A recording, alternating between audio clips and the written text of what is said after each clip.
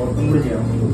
Especially ഇന്ന് ഓർക്കേണ്ടത് നമ്മുടെ ദിവസം സ്വാതന്ത്ര്യം ആഘോഷിക്കുമ്പോൾ നമ്മുടെ സഹോദരങ്ങൾ കുറേ ആൾക്കാർ മരണപ്പെട്ട വിടവാങ്ങിയ ഒരു ദിവസം കൂടിയാണ്, അല്ലെങ്കിൽ അവർ നാളുകൂടി കടന്നത്.